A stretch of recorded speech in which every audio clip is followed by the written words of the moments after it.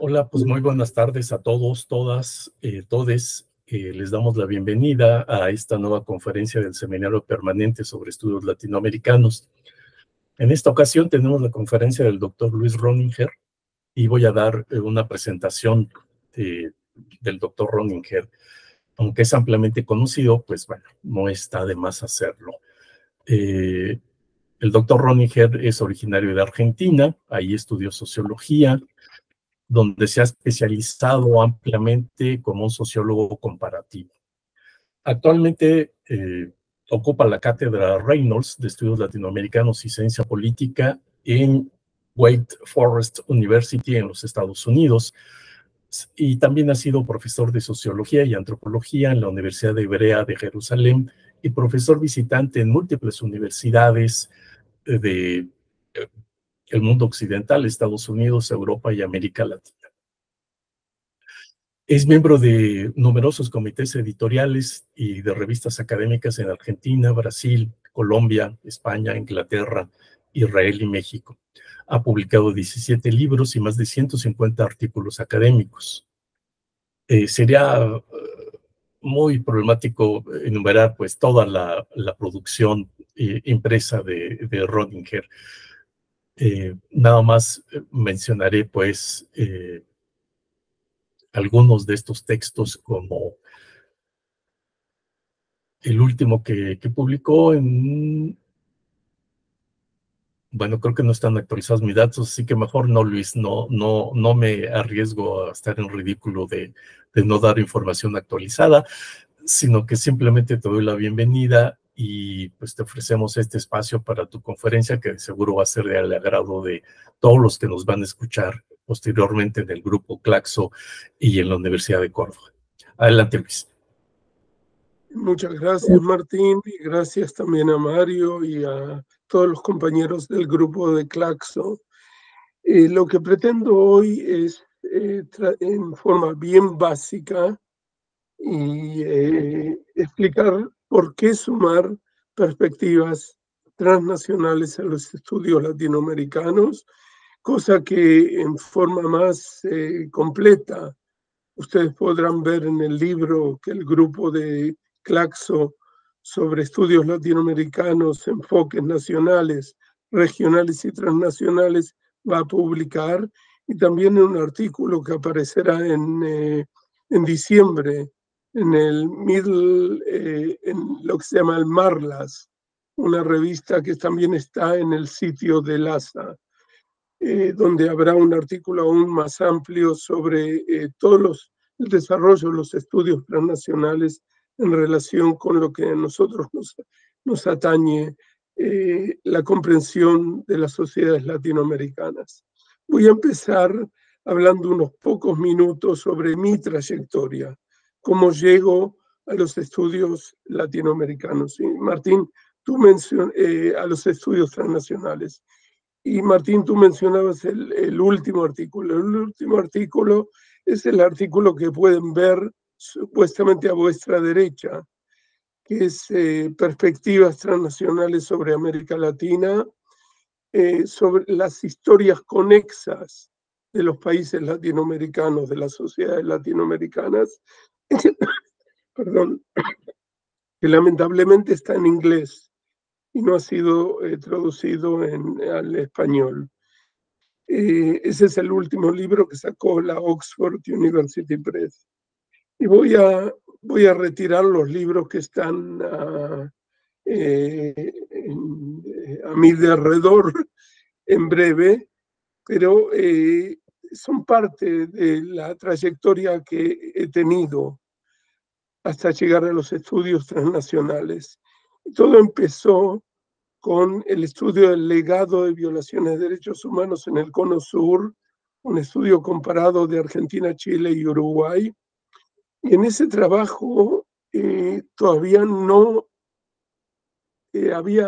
habíamos, junto con un politólogo, Schneider, no habíamos expresado en forma abierta un enfoque transnacional, pero estudiando el legado de violaciones de derechos humanos en 3 países, lo que observábamos era que Llegada a la democracia, y en forma diferente en los tres países, y por eso era un estudio comparado donde había rasgos similares y rasgos distintivos de política de justicia transicional.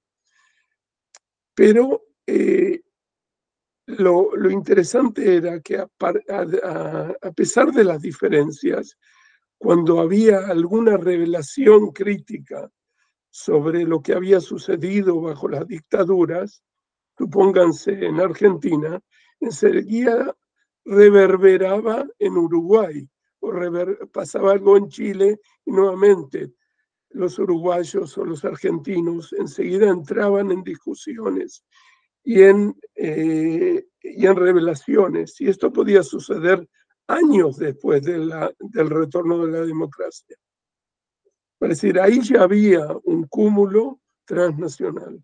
Y lo había también porque al estudiar la política del exilio en América Latina, lo que se percibía claramente, y yo era parte de un grupo muy amplio de personas que incluyen a Mario y a muchas personas más, Silvina Jensen, Pablo Yankelevich y muchos otros, que estudiábamos el exilio y enseguida percibíamos el impacto formativo, pero también un impacto transnacional, porque los exiliados llevaban consigo proyectos políticos que no podían continuar en sus países de origen y debían trasladarlos y reformarlos y renovarlos, estando en realidades diferentes.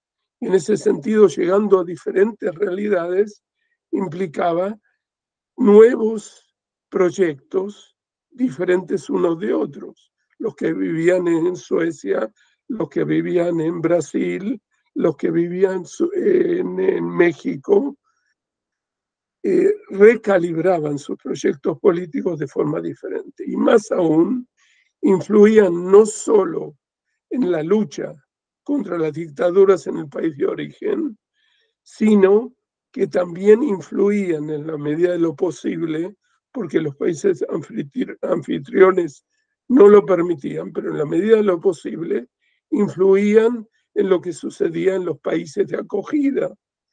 Y en ese sentido era un impacto transnacional que todavía no lo explicitábamos en ese momento, en los años 90, pero que eventualmente iba a cobrar una nueva dimensión a medida que pasaban los años y todo este grupo de gente muy valiosa que estudiaba el exilio latinoamericano en todas sus dimensiones iba a presentarlo en forma más explícita. Por ejemplo, cuando llegamos ya al año 2000, a la década del 2000, alguien haciendo su doctorado en Francia, Edward Blumenthal, explicita cómo en el siglo XIX los exiliados de Argentina y Chile iban reconformando sus visiones políticas de forma transnacional.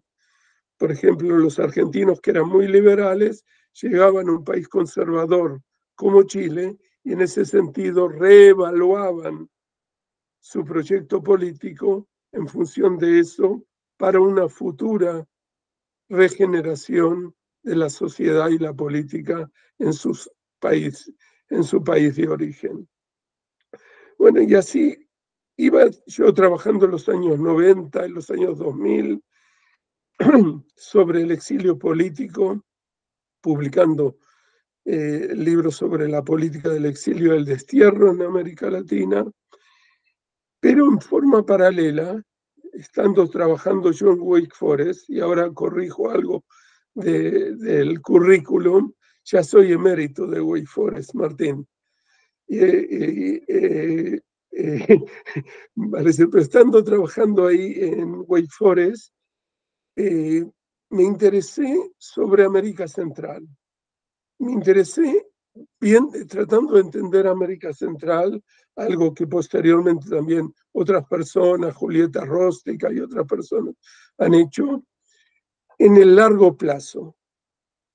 Y todo aquel que estudie un país de América Latina en el largo plazo va a llegar a la conclusión, y ahora saco esto que molesta, Permítanme. A ver. ¿Cómo lo saco? A ver si-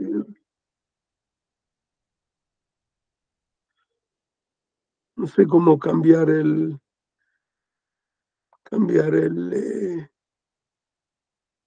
framework. A ver, tal vez con esto. Acá estoy. He encontrado el lugar. Muy bien. Perfecto. Entonces, para no cansarlos, simplemente para no cansarlos. Entonces, les estaba diciendo que me había interesado en América Central, visitando América Central, pero tratando de entender en el largo plazo. Y había ya un libro si no me equivoco, en el año 99, de un profesor de historia que se llamaba Woodward, que había escrito algo sobre la desunión de América Latina.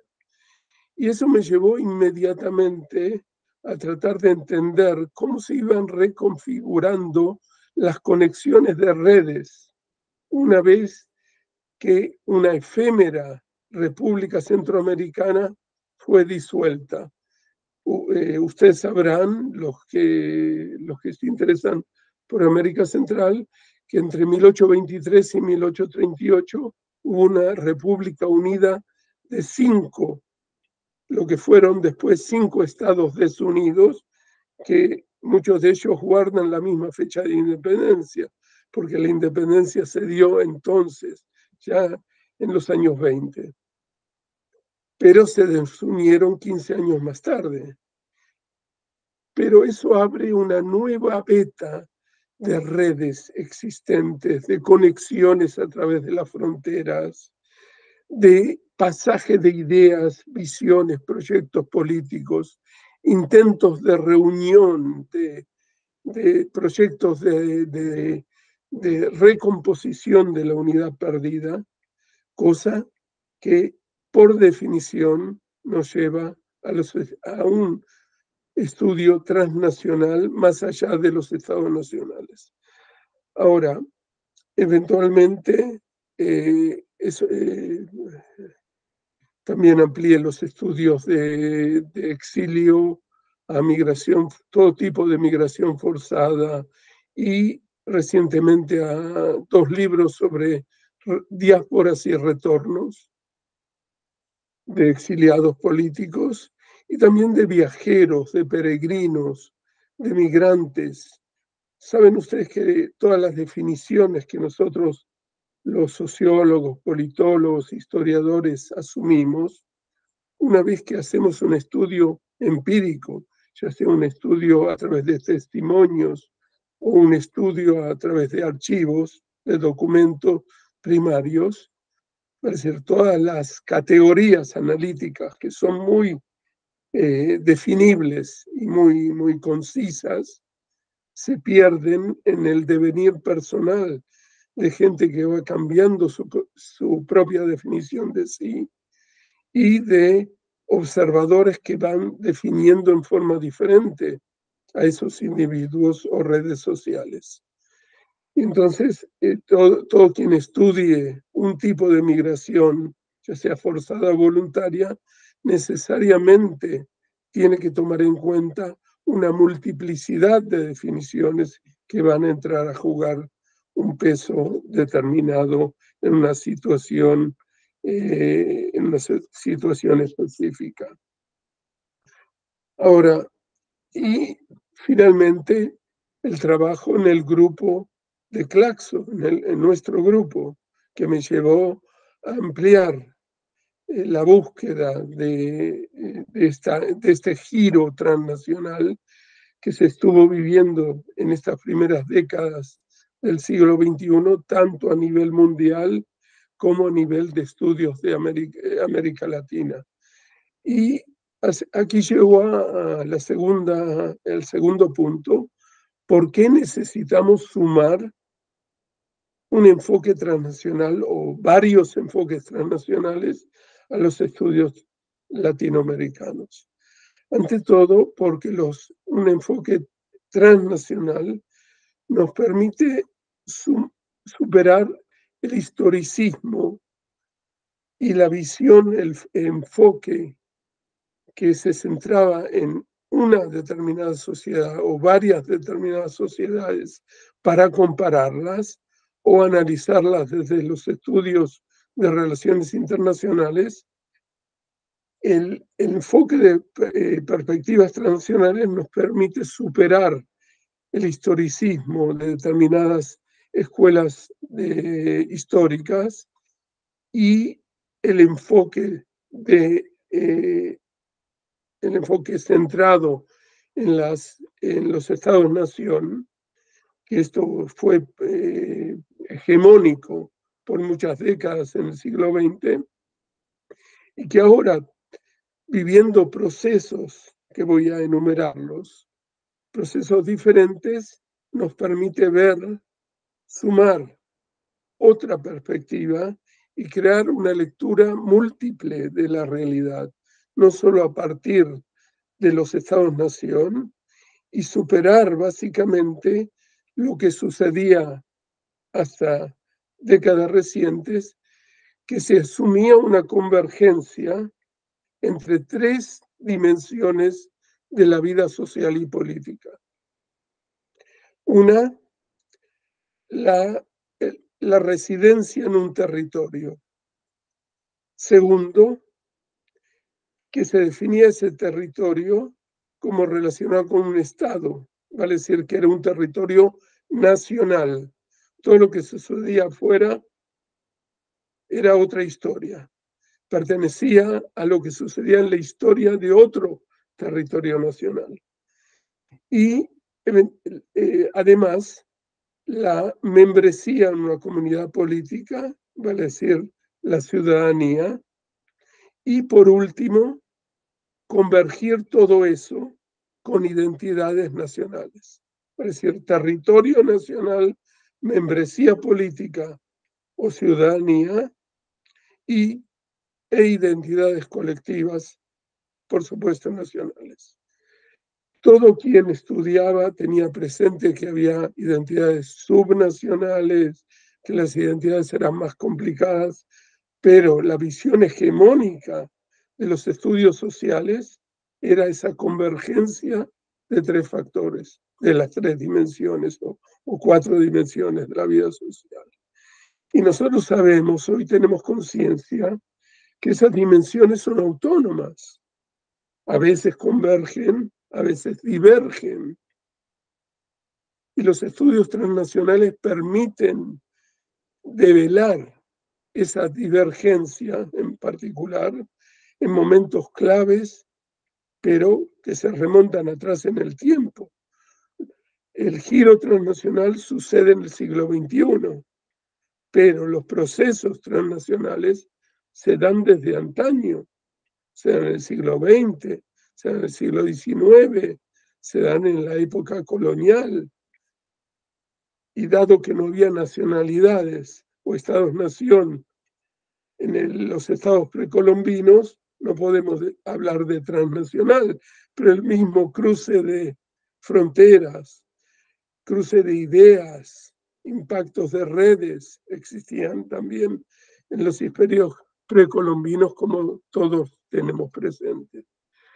Ahora, por largo tiempo, el enfoque prevalente fue el enfoque del Estado-Nación y esos supuestos que he criticado hace unos minutos.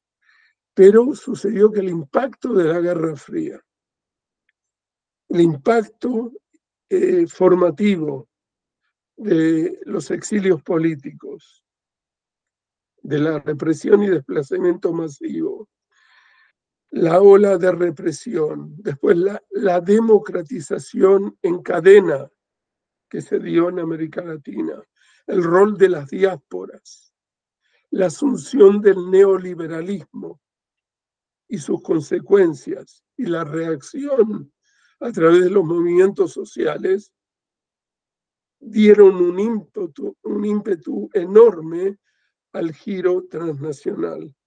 Vale decir, un interés en estos procesos de los cuales voy a hablar a continuación. la perspectiva transnacional no cancela las perspectivas nacionales, no cancela la perspectiva de estudios comparativos, no cancela los estudios de relaciones internacionales, agrega otra capa, es decir, una capa transforma estas diferentes perspectivas que existían en algo más complejo. Es decir, tiene que haber, voy a asumir un concepto que no tiene lugar, pero que va a llevar a entender lo que quiero decir, que sería una interseccionalidad entre distintas perspectivas, para tratar de entender la complejidad de situaciones concretas, de procesos y sobre todo la perspectiva transnacional va a cobrar ímpetu una vez que el investigador adopte una visión de largo plazo, porque entonces es seguro que se va a encontrar con vinculaciones a través de fronteras, con movimientos sociales, con redes, con transferencia de ideas, y voy a ser muy específico a medida que siga mi exposición. Ahora, soy parte, no es que yo descubro el giro transnacional, soy parte de una serie de estudiosos que han trabajado y que hemos venido publicando desde enfoques explícitamente transnacionales. Por ejemplo, voy a mencionar algunos, y en el trabajo que mencioné en el MARLAS, en esta revista académica, el Middle Atlantic Review of Latin American Studies, va a haber un trabajo más amplio bibliográfico acerca de distintos antecedentes, pero voy a mencionar algunos. Por ejemplo, el trabajo importantísimo de Marta Casasus Arzú y de Giraldes sobre redes centroamericanas, el trabajo de Claudio Maíz y Fernández Bravo del año 2012, los trabajos que ya mencioné sobre exilios políticos, los trabajos de Ori Preus sobre conectar Brasil con América Hispana, por ejemplo, el trabajo que tiene en 2016 sobre Transnational South America, donde muestra que los argentinos y brasileros se traducían mutuamente y también se influían políticamente en el siglo XIX, a principios del XX. Los trabajos sobre cómo la presión imperialista creó una reacción de enfoques transnacionales de estudios latinoamericanos. Los trabajos de Michael Gobat, de Vanni Petina, la historia mínima de la Guerra Fría en América Latina, que sacó el Colegio de México. ¿Qué más? Los trabajos sobre la derecha, Goslavsky y Broquetas. Trabajos sobre música de Pablo Palomino. Trabajos sobre la ciencia de Ganger, Podgorny y otros. El trabajo sobre el telégrafo de Caimari y muchos otros. Es decir, hay muchos trabajos ya sobre política, sobre cultura, sobre sociedad, sobre movimientos sociales a partir de perspectivas transnacionales. Pero quiero destacar que el potencial de estos estudios solamente comienza ahora. Es decir, es un potencial, la potencialidad, lo que queda por explorar es mucho. El siguiente punto que quiero destacar es tratar de explicar cómo estos enfoques pueden ser de utilidad para el estudio de distintos campos temáticos. Y el primer campo temático es el estudio de las independencias. Lo que se destaca estudiando las independencias en América Latina es que la génesis de la formación de identidades nacionales, la formación de los estados, es una génesis imbricada en procesos transnacionales. Todos sabemos a partir de las historias nacionales de nuestros países que hubo próceres que, partiendo de los márgenes del anterior imperio colonial, ya sea Caracas o Buenos Aires, cruzaron fronteras y liberaron a otros pueblos. Sabemos de presidentes, de líderes independistas que ocuparon cargos en otros países, que fueron, por ejemplo, el presidente de Bolivia, no era un boliviano, y el presidente de Bolivia, los presidentes de Bolivia, Perú, etcétera. El primer presidente era un norgranadino, y hubo presidentes que venían de Ecuador, presidentes en Ecuador que venían de otros países de esa región. Es decir, las subregiones de América Latina eran espacios transnacionales, pero a partir de esos espacios surgían identidades colectivas, surgieron estados nacionales, y algunos estados, y voy a dar un solo caso, pero todo el proceso de desmembración de la Gran Colombia, eso puede venir al caso, pero voy a dar un solo ejemplo, y es el ejemplo de Uruguay. Uruguay, como decía el finado Tulio Alperín Dongui, era un país cuyo futuro era incierto. Nadie pensaba que Uruguay llegaría a ser un estado y un país con identidad colectiva. Y luchando contra fuerzas transnacionales, este segundo oficial de la milicia, que respondía a Buenos Aires y que respondía en principio al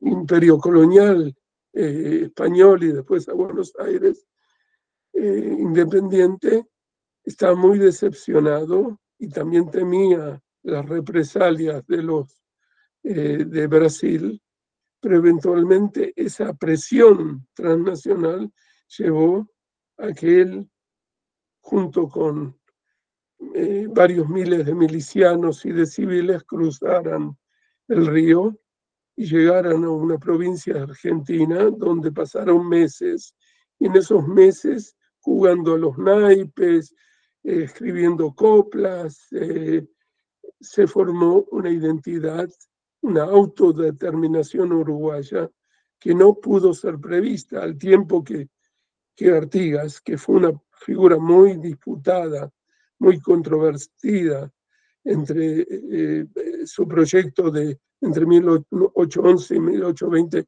fue muy controvertido hasta los años 80 o fines de los 70 de la década del siglo XIX, y solo después fue beatificado, y tras en décadas recientes nuevamente fruto de distintas controversias históricas, pero este Artigas, que también llevaba un proyecto transnacional de autodeterminación de los pueblos libres, no solo en Uruguay, llegara a contribuir a que se formara con ese éxodo tras la redota la transliteración de la palabra española derrota, se formara lo que muchos identifican hoy día como la génesis de una formación de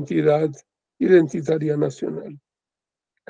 Ahora, el segundo punto, donde los estudios, punto temático, foco temático, donde los estudios transnacionales pueden contribuir, es el proyecto de desmembrar una nación, o de que determinados estados o provincias dejen un estado nacional y se sumen a otro. el caso de América Central que mencioné es fundamental. Vale decir, la desmembración no elimina por completo redes que cruzan fronteras. Y eso eventualmente va a llevar, en el caso de América Central, al cumplirse los 100 años de independencia, a la recreación de un movimiento de base que va a tratar de recrear la unidad perdida de la nación centroamericana o de la República Centroamericana, si ustedes quieren, que también fracasó, pero que su fracaso dejó huellas permanentes en la cultura de todos los países centroamericanos, porque generó una gran literatura de revistas, de escritos, de ideas, de visiones, que siguieron contribuyendo y se siguieron proyectando en el tiempo. Por ejemplo, uno no puede entender la figura de Augusto César Sandino en el siglo XX sin entender lo que una década antes fue el impacto del movimiento unionista centroamericano.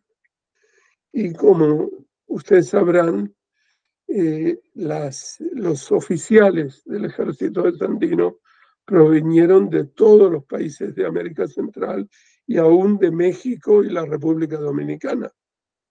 Pareciera acá tenemos un claro ejemplo de cómo ideas se van proyectando, formando decisión de resistencia contra una invasión imperialista y eventualmente recrear cierto marco de compromiso transnacional efectivo, que fracasó, por supuesto, todos sabemos, por Somoza, pero que tuvo su impacto en su momento.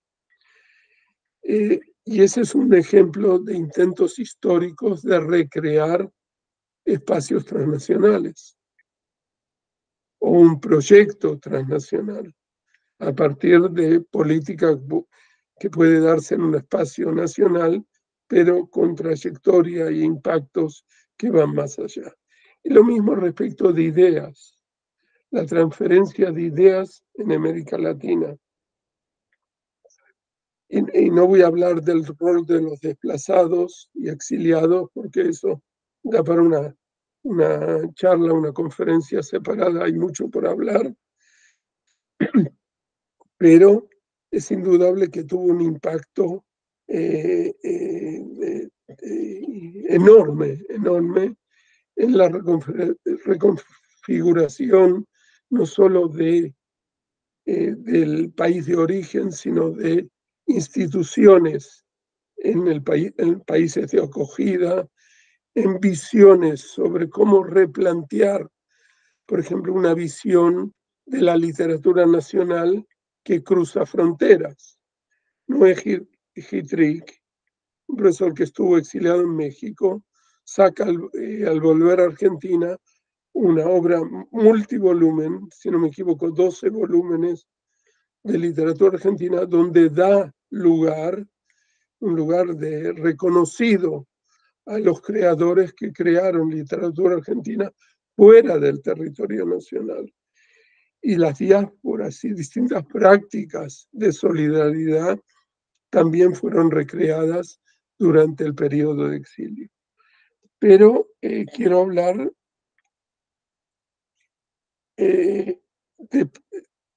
de ideas, de transferencia de ideas.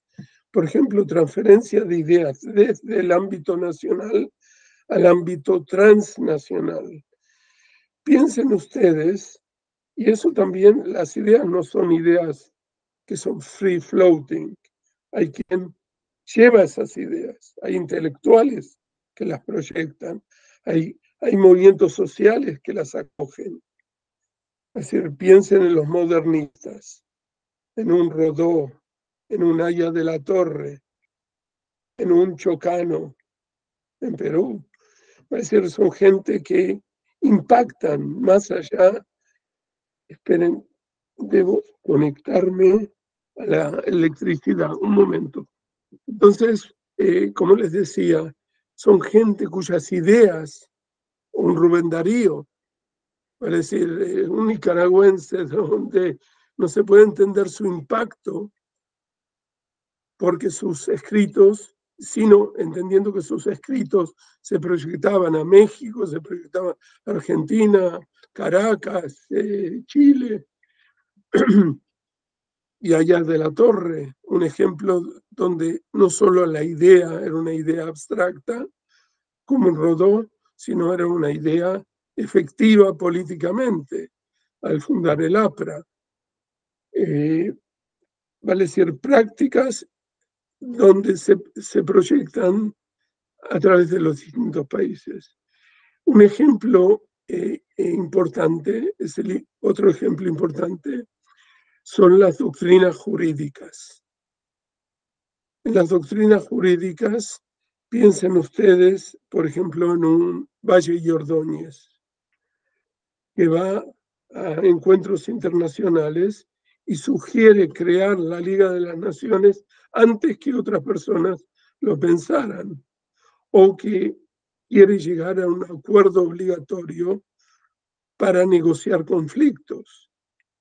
Es un impacto imperecedero sobre la institucionalidad jurídica. Es decir, el hecho de que llevó tiempo lograrlo no implica que reconocerlo como un gran precursor de estas ideas. Lo mismo con Estanislao Ceballos, el que fue varias veces congresista y ministro de Relaciones Exteriores, que trató de llevar adelante, siendo miembro de organizaciones legales internacionales, tratar de llevar adelante una concepción que aceptara a los migrantes como integrantes plenos de la nación. Pareciera a estos extranjeros que llegaban reconocerles derechos, iguales derechos de ciudadanía, cosa que era proviene de una visión latinoamericana de países que absorbían inmigración, pero que era totalmente ausente del imaginario europeo de cómo integrar a migrantes. Y si vamos al siglo XX, piensen ustedes en la transferencia de ideas y visiones. Por ejemplo, los teóricos de la dependencia. Fernando Enrique Cardoso, Bambirra, Mauro Marini y muchos otros, Enzo Faleto, ¿dónde crearon su visión de la teoría de la dependencia? La crearon en Chile, una vez que tuvieron que dejar Chile a México y a Francia, y los pocos a Francia. Es decir, es un enfoque que se fue formando a través de la praxis transnacional de estos individuos que reconocieron experiencias similares en su país de origen, en su país de desplazamiento, en su país de destino, o en los países de destinos. Lo mismo con la teología de la liberación. No voy a entrar en nombres, pero por falta de tiempo. Y más recientemente, los movimientos indoamericanos, de nativos, y los movimientos afro-latinoamericanos. Ese es un claro ejemplo que debe estudiarse con enfoques transnacionales. Por eso digo que la potencialidad de lo que se puede hacer es inmensa. Voy a mencionar otro tema, otro ámbito, pero muy corto. ¿Cuántos minutos me quedan, Mario? Unos 15, si te parece bien. Sí, me parece bien. Otra temática donde los enfoques transnacionales pueden ser importantísimos es la temática de poblaciones asentadas en espacios transnacionales. Es decir, hay en América Latina, aunque no se los reconoce siempre, poblaciones transnacionales, poblaciones que están asentadas en más de un estado. Mario, ¿tú levantas la mano o no? No. Vale decir, los Miskitu, que estuvieron asentados en Nicaragua, estaban también asentados en Honduras, o los Garífuna, no solo en un estado. Voy a tomar los Miskitu. Los Miskitu, protegidos por la Iglesia Moravia, asentados en la zona del Atlántico, diferentes de quienes estaban en la zona del Pacífico, influidos mayoritariamente por la colonización hispánica. En la zona del Caribe, la población afro-caribeña que llegó a trabajar se mezcló con los indígenas y se creó un estado, un reino Miskitu, que duró hasta 1890, hasta 1893.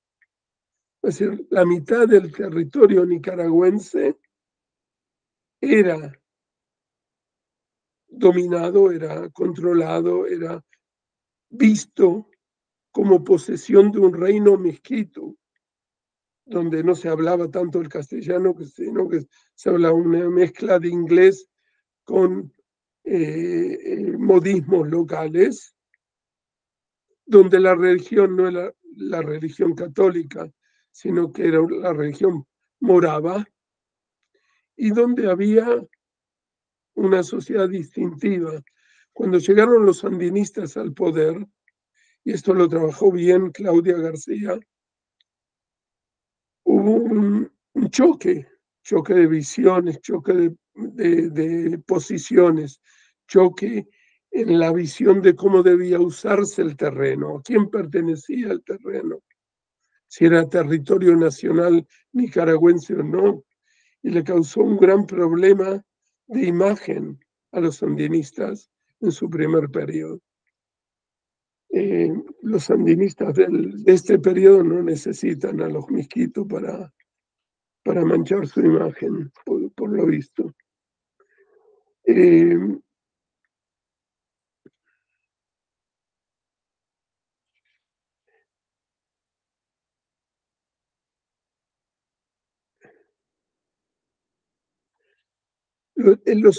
Otro tema, los estudios históricos sobre zonas de frontera. En esta temática es fundamental adoptar una perspectiva transnacional. Por ejemplo, piensen ustedes en la zona de Atacama, de Antofagasta, en Bolivia, antes de la Guerra del Pacífico, de 1879-1883. Es decir, es indudable que la provincia pertenecía, el litoral, pertenecía a Bolivia, era la salida al mar de Bolivia, pero en forma empírica estaba poblada por muchos rotos chilenos que habían venido a trabajar como parte de la empresa de salitre chilena de los Edwards, y estaban residiendo ahí, y había también bolivianos, había una sociedad transnacional.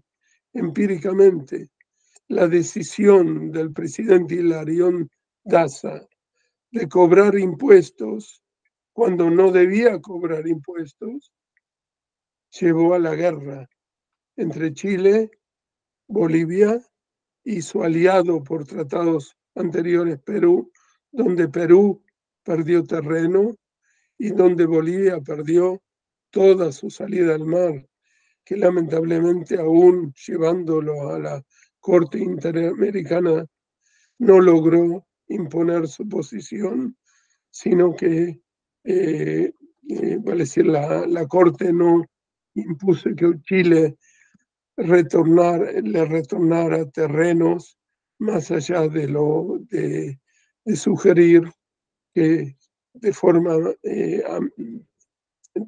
amistable mantuvieran conversaciones sobre cómo permitir la salida de mercancía boliviana al Océano Pacífico, a la salida al mar.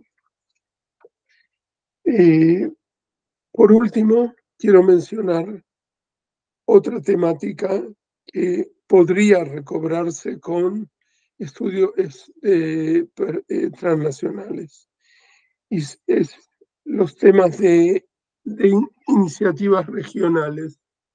El Foro de Sao Paulo, por ejemplo, y el chavismo, el impacto importante que tuvo el chavismo en crear organizaciones multilaterales en América Latina.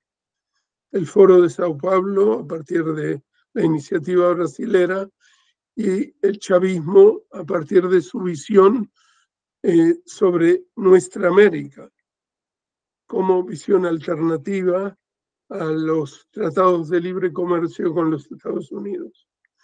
Entonces, esos han tenido un impacto importantísimo que es aún foco de investigaciones, debates, algo que podríamos seguir estudiando. Quiero terminar mencionando 3 ventajas que podríamos obtener tomando en cuenta enfoques transnacionales o sumando enfoques transnacionales a lo que hacemos. La primera es reconocer e identificar dinámicas y fuerzas, procesos transnacionales que han existido en nuestra región por décadas y siglos. Mencioné el tema de los mosquitos, que da para mucho, pero hay muchas temáticas de ese estilo, más aún, perdón, más aún en épocas recientes, cuando la historia reciente y la historia contemporánea cobran también mucha importancia. Entonces, seguir el impacto transnacional de los movimientos sociales en América Latina implica adoptar enfoques transnacionales. Ahora, desde los años 50 o fines del 50 y aún antes, existía un reconocimiento que había una hermandad de naciones en América Latina. Los trabajos de Cardoso y Faleto, o los trabajos de Alperin Dongui, o Peter Smith, o Rouquier, y muchos otros. Es decir, ya en la segunda mitad del siglo XX era reconocible esa conciencia de hermandad de sociedades que después se traduciría en redes de solidaridad, pero no se reconocía explícitamente el enfoque transnacional. Y ahora lo que podemos hacer viviendo este giro transnacional es volver sobre esas temáticas y explícitamente analizar nuevamente o enfocarlas nuevamente. La segunda ventaja o la segunda ganancia que podemos tener es superar la compartimentalización entre distintas regiones de nuestra América. Lo más claro es Chile y la América hispana, el Caribe y las otras regiones, pero aún dentro de la América hispana hay, como todos sabemos, hay vallas que aún tenemos que superar al formular proyectos de investigación, y creo que un enfoque transnacional puede fortalecer ese empeño. Y por último, destacar procesos históricos de largo plazo. Es decir, es importante estudiar historia reciente, pero la historia reciente tiene que ir atrás para entender lo que estamos haciendo. Y hay procesos que llevan varias generaciones, es decir, estudiar el impacto transgeneracional es algo bien importante. Yo lo he tratado de hacer con una afinada y querida amiga a quien quería mucho, María Antonia Sánchez. Hemos hecho un trabajito, pero muy chiquito, sobre el impacto transgeneracional de exiliados paraguayos. Y eso es algo que me lleva a pensar en muchos otros ámbitos específicos donde se podría adoptar la misma perspectiva. Y como les decía, podemos solo ganar. La potencialidad de los estudios transnacionales es inmensa y creo que vale la pena explorarlos, aun cuando no adoptemos el enfoque transnacional como nuestro enfoque principal, y podemos complementarlo con estudios comparados, estudios de relaciones internacionales, estudios enfocados en un determinado país, estudios de áreas fronterizas, que otro caso que viene a la mente, que ha sido trabajado mucho por historiadores, es el caso de la frontera entre la República Dominicana y Haití, que hasta el día de hoy sigue siendo un mayor problema, pero que en el año 37 le llevó al dictador de la República Dominicana a cometer un genocidio de entre 15.000 y 17.000 haitianos. Pero esos haitianos eran dominicanos de origen haitiano. Es decir, en muchos casos habían pasado muchas generaciones, cruzaban la frontera de uno a otro lado, hablaban un idioma separado. Esto le molestó, por supuesto, a quienes querían crear una identidad colectiva, una identidad nacional homogénea e imponerla, como se decía en el siglo XIX, en el área andina, por la razón o la fuerza. Bueno, con eso termino. Muchas gracias a todos y ojalá nos encontremos personalmente. Muchas gracias, Muchas Luis. gracias. Pues extraordinaria la exposición y nos deja muchos temas para pensar y para debatir. No sé si Mario quiera hacer alguna pregunta. Sí, tengo algunas preguntas. Bueno, primero también, igual que Martín, muchas gracias. Hay un montón de temas que se abren.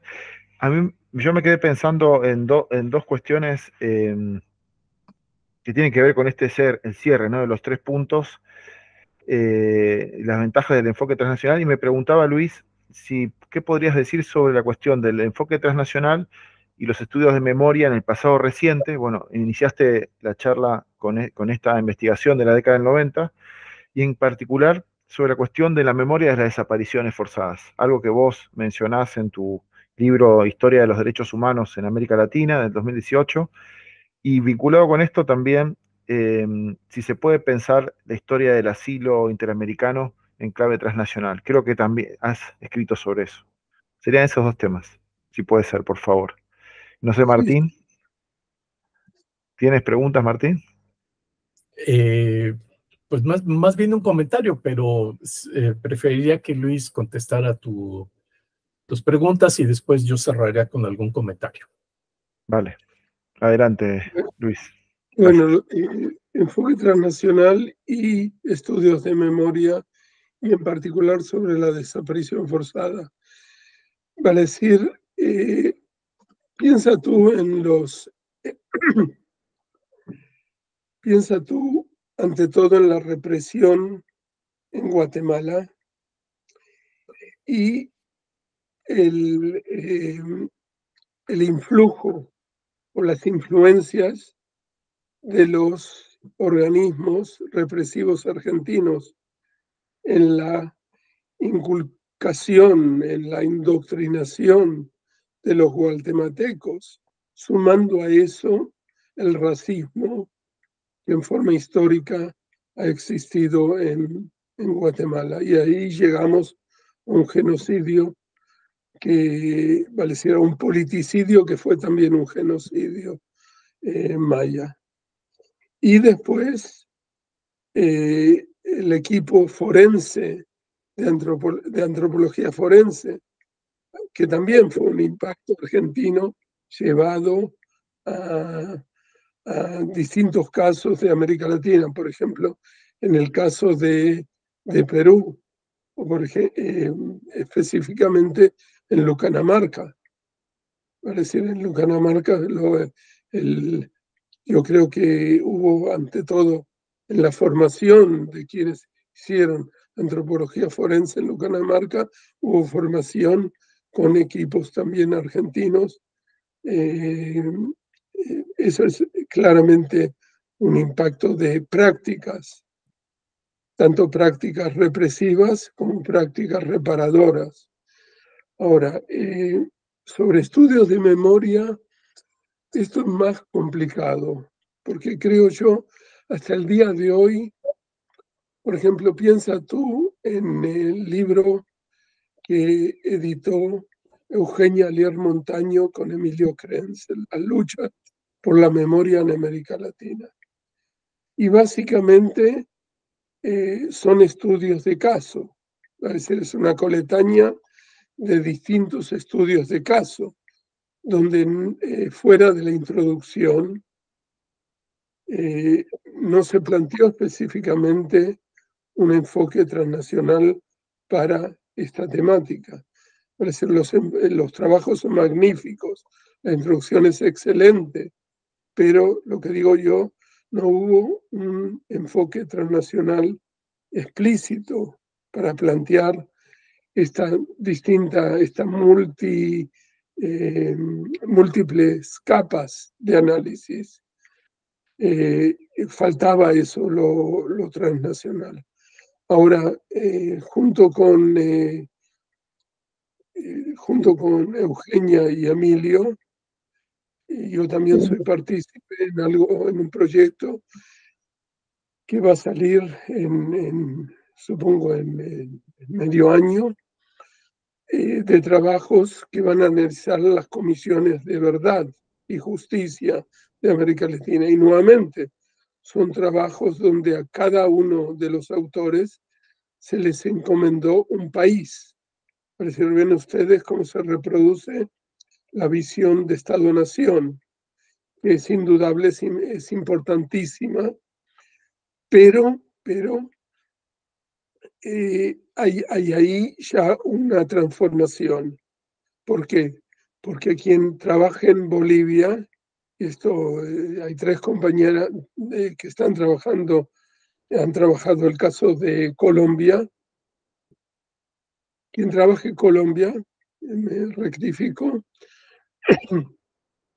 no puede sino reconocer el trabajo de investigación transnacional para llegar al informe de la Comisión de Verdad y Justicia del año 22, porque uno de los 8 volúmenes es un volumen sobre el exilio político.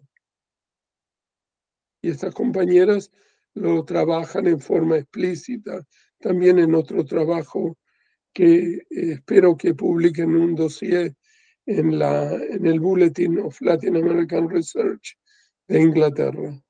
Entonces, creo yo que ahí surge lo transnacional en forma explícita, porque comisiones como la colombiana o, en mi caso, la comisión paraguaya, van a analizar en sus informes el peso del exilio en la represión, en el caso de Paraguay, la represión de Stroessner, el general Stroessner. Entonces, en forma natural ya ha habido un salto a través del trabajo que han hecho las comisiones de verdad y justicia, que obliga necesariamente a también mostrar esta arista, este ángulo transnacional a partir del exilio político, que ha sido fundamental en todos los casos de represión de la época de la Guerra Fría. Sobre tu segunda pregunta del asilo diplomático, pues ya más corto. Tú lo has trabajado también y creo que sabes la respuesta, y lo han trabajado otras gentes, otros colegas. Vale decir, es indudable que América Latina ha sido pionera en la formulación de distintos tratados de exilio político y de exilio y de asilo político, perdón, y de asilo diplomático, que han impactado a nivel internacional después, que han llegado a tener un impacto global. Entonces, vale decir, este tema está bien trabajado por ti y por otros colegas, y me refiero a esos trabajos, me remito a esos trabajos para ser corto en mi respuesta, si te parece bien. Me parece excelente, sí. Creo que a mí me ha servido mucho todo el trabajo tuyo siempre y lo sabés, así que quería hacer énfasis en eso, como que hay en ese libro Historia de los Derechos Humanos en América Latina, junto con los últimos digo porque son varios, Sí. Digamos, hay como un aporte y también están estas claves que comentabas, y creo que me quedo mucho también con esta idea que planteaste de generar una salida a estas limitaciones, de pensar los proyectos en clave nacional, a pesar de que se ponga un marco regional, la perspectiva de generar proyectos conjuntos que asuman desde el principio el desafío del enfoque transnacional y pensar lo nacional en el marco de las interacciones, digamos, del contexto global de una situación, ¿verdad? De una situación nacional o provincial o municipal, esto que mencionabas. Así que creo que tenemos mucho más para discutir y hablar, y te agradecemos un montón por tu tiempo y también por la generosidad que siempre tenés para con nosotros, y también en nombre del grupo de trabajo de Claxo y del Seminario Permanente de Estudios Latinoamericanos, también te queremos agradecer. Y bueno, estamos a tu disposición, y acá le doy la palabra a Martín para que le dé un cierre a esta transmisión del Seminario Permanente. Pues, querido Luis, pues muchas gracias por tu sabiduría sobre estos temas y el campo de estímulos que nos has dejado. Yo no quisiera dejar pasar nada más una observación así al vuelo, y me parece que los estudios transnacionales han venido a hacer una renovación para las diversas historiografías nacionales. Estamos en el inicio de cómo la práctica historiográfica nacional va a empezar a renovarse a partir de este enfoque, lo transnacional, pero sobre todo en una primera instancia con su vínculo hacia los estudios latinoamericanos. Y cada vez vamos a ver más ejercicios con estos dos, doble enfoque transnacional latinoamericano, y que yo no dudo que van a saltar hacia la historia global. Tú ya has mencionado por ahí algunos casos donde la experiencia intelectual de América Latina ha sido pionera en el mundo global sobre casos muy, muy importantes, exilios, por ejemplo, y el caso de la escuela que mencionabas de los economistas latinoamericanos contemporáneos. Entonces yo me quedo con esto, creo que estamos iniciando pues nuevos enfoques, nuevos experimentos en estas dos visiones, y creo que la historiografía desde América Latina tiene que ser con estos dos enfoques, latinoamericano y transnacional, para que tenga un futuro saludable. Nuevamente, muchas gracias, Luis, por tus palabras, y pues esperamos que esta conferencia sea vista por mucha gente, muchos estudiantes, para que entonces tengan mayores elementos para poder proyectar sus propias carreras. Muchas gracias a ambos y hasta pronto.